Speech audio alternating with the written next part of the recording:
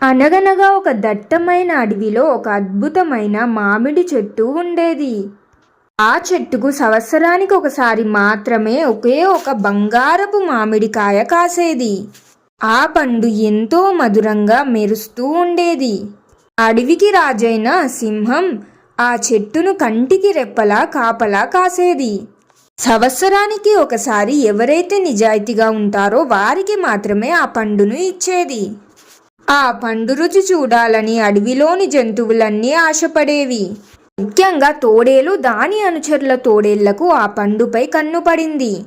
నిజాయితీగా ఉండడం వారి వలన కాదు అని, ఆ పండును ఎలాగైనా దొంగలించాలి అని ఆ తోడేళ్లు ఇలా మాట్లాడుకున్నాయి. చూడు మిత్రమా, ఆ పండు చాలా తీయగా ఉంటుంది. సంవత్సరానికి ఒకసారి మాత్రమే వస్తుంది. ఆ పండును ఆ సింహం కేవలం నిజాయితీగా ఉన్నవారికి మాత్రమే ఇస్తుంది. నిజాయితీగా ఉండడం మన వల్ల కాదు. కావున నీకొక మంచి ప్లాన్ చెబుతాను. అవునా, ఏంటి మిత్రమా, చెప్పు త్వరగా.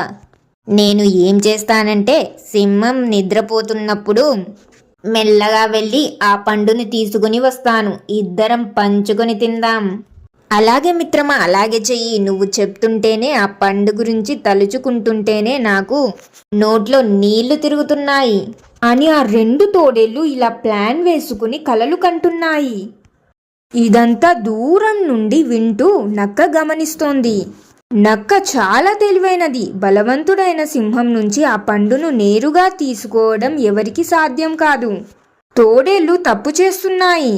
నేను నా బుద్ధితో ఆ పండును పొందాలి అని మనసులో అనుకుంది నక్క.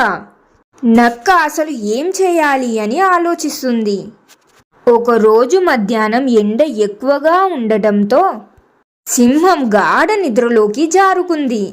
సింహం గురకపెట్టి నిద్రపోవడం చూసిన తోడేలు మెల్లగా శబ్దం కాకుండా చెట్టు వైపు అడుగులు వేయసాగింది. పండును కోయడానికి అదే సరైన సమయమని అది భావించింది. సరిగ్గా అప్పుడే నక్క రంగంలోకి దిగింది. అది తోడేలుకు అడ్డంగా వెళ్ళి ఇలా అంది. ఆగు మిత్రమా, నీవు ఆ పండును తాకితే సింహం వెంటనే మేల్కొంటుంది. నీ ప్రాణాలకే ప్రమాదం. అంతకంటే మంచి ఉపాయం నా దగ్గర ఉంది అని తోడేలు నమ్మేలా చెప్పింది. అప్పుడు తోడేలు, అవునా, మరి ఇప్పుడు నేను ఏం చేయాలి? చూడు తోడేలు మిత్రమా, అవతలి కొండ వెనుక వజ్రాల లాంటి మెరిసే వెండి మామిడి పండ్లు ఉన్నాయి. అవి బంగారపు పండు కంటే 100 రెట్లు తీయగా ఉంటాయి. నేను అక్కడికే వెళ్తున్నాను. నీవు కూడా నీ సైన్యంతో కలిసి వస్తావా అని నక్క నెమ్మదిగా తోడేళ్లకు అబద్ధం చెప్పింది. తోడేలు, అవునా నక్క మిత్రమా, సరే నేను తర్వాత వెళ్తానులే. ఇప్పుడే ఎందుకు, మనం కలిసి తర్వాత వెళ్దాము.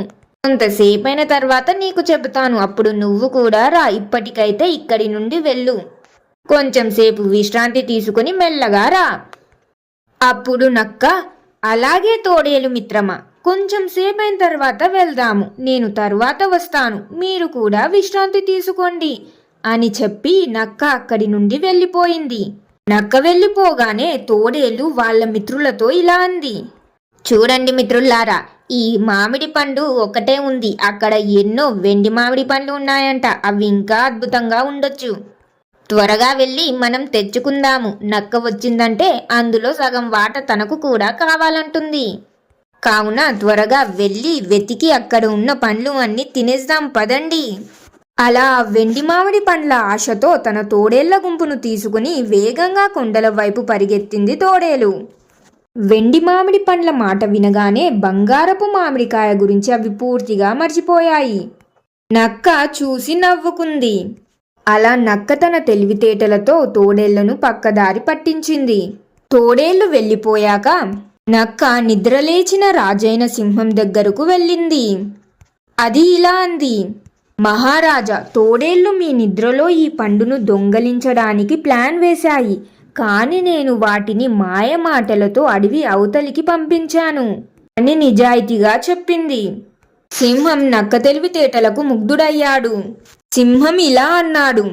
నక్క, నీవు కేవలం తెలివైన దానివే కాదు, అడవిలో శాంతిని కూడా కాపాడావు. మరియు ఇప్పటి నుండే కాదు, ఈ సంవత్సరం నిన్ను చాలా గమనించాను. నువ్వు అన్నిటిలోనూ ఇలా నిజాయితీగానే ఉన్నావు. నీ నిజాయితీ నాకు చాలా బాగా నచ్చింది. ఈ బంగారపు మామిడికాయ నీ తెలివితేటలకు బహుమతి. ఇదిగో ఇది తీసుకో అంటూ ఆ పండును నక్కకి ఇచ్చాడు ఆ సింహం. నక్క ఆనందంగా ఆ బంగారపు మామిడికాయను తిన్నది. తోడేళ్లు మాత్రం కొండల వెంట లేని వెండి మామిడి పండ్ల కోసం వెతుకుతూనే ఉన్నాయి. అలా అవి దారి తప్పి వేరే చోటుకు వెళ్ళిపోయాయి. మోరల్ ఆఫ్ ద స్టోరీ: శారీరక బలం కంటే మేధస్సు లేదా తెలివితేటలు ఎప్పుడు గొప్పవి. తప్పుడు ప్రణాళికలు చేసి ఏదైనా సాధించాలి అంటే అది లభించదు. కానీ నిజాయితీగా వెళ్ళి సంపాదించుకుంటే ఎంతో గొప్ప విజయాలే లభిస్తాయి. మరి మీరేమంటారు ఫ్రెండ్స్? ఈ కథ మీకు ఎలా అనిపించింది? నచ్చిందా? ఈ కథ ఎలా ఉంది అనేది మీ అభిప్రాయాన్ని కామెంట్స్లో తెలియజేయండి. కథ నచ్చితే లైక్ చేయండి, మీ ఫ్యామిలీ అండ్ ఫ్రెండ్స్ తోటి కూడా షేర్ చేయండి. ఇంకేనా మంచి కథల కోసం ఇప్పుడు మన ఛానల్ని సబ్స్క్రైబ్ చేయండి. ఇంకొక మంచి కథతో మళ్ళీ కలుద్దాం. ధన్యవాదాలు.